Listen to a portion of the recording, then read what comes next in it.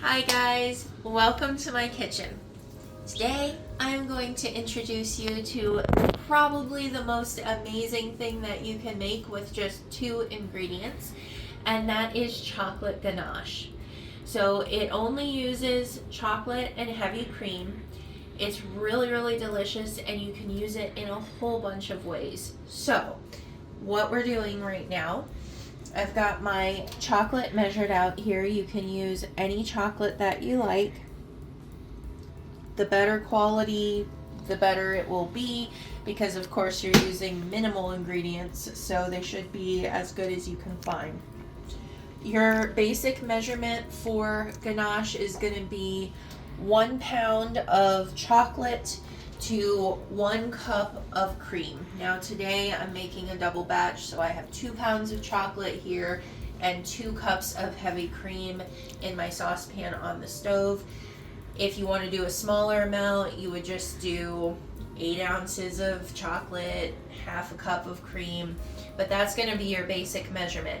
Now, that doesn't mean you can't switch that around. So, if you start off with this measurement that I gave you and find that you feel like you want it to be thicker and heavier, then just cut back on your cream.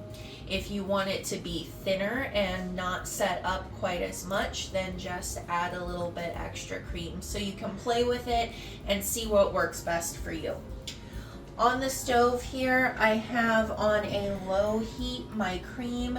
I'm basically just waiting for this to get to the point right before boiling where there's going to be some little bubbles around the side. It's not going to take very long for this to happen, so you just want to keep a close eye on it.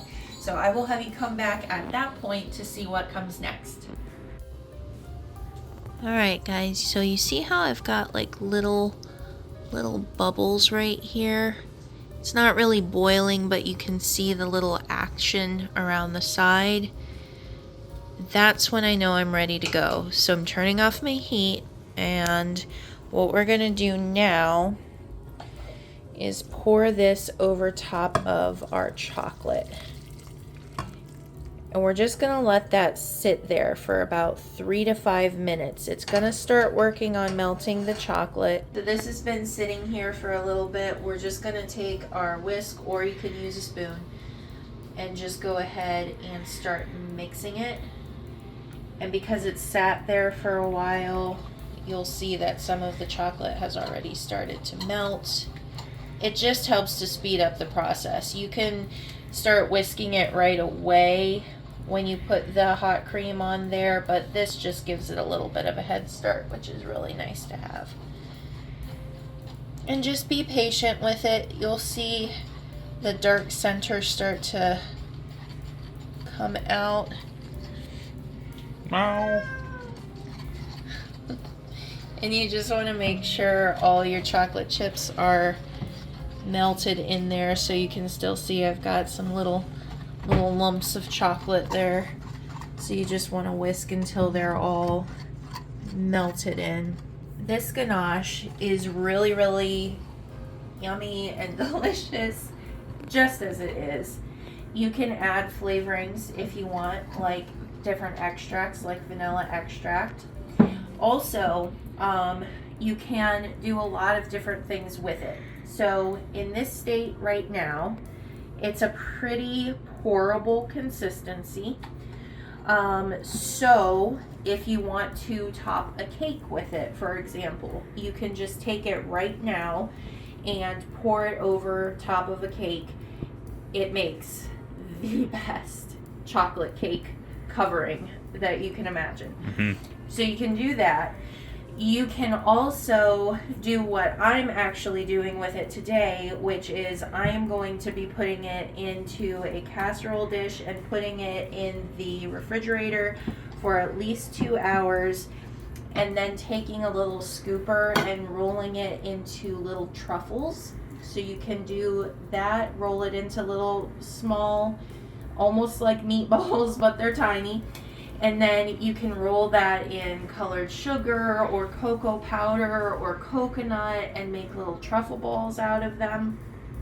Another thing you can do is you can let it stand for a little while to take the heat off, and then you can put it in the bowl of your stand mixer and whip it and make a whipped ganache frosting out of it. No matter what you do with it, it's going to be amazing and delicious, and it's so ridiculously easy. So I let this ganache firm up in the fridge overnight, and I just took it out and I am making my little truffle balls out of it now. So I like to use a small cookie scoop for this just because it helps me to get it out, but you can also just use a spoon, and then you'll just make them whatever size you want. And I like to wear gloves because you're going to get messy in this bit. And you just roll it in between your palms, just like a meatball, or when you were a kid, like a Play-Doh ball. And then that is going to be the inside of your chocolate truffle. You can roll this in anything you want, just like I said earlier. Shredded coconut or sprinkles, colored sugar. You can even cover it in more chocolate to make it even more decadent. So I hope you guys really enjoyed this video. Leave me a comment if you make this recipe. Bye-bye.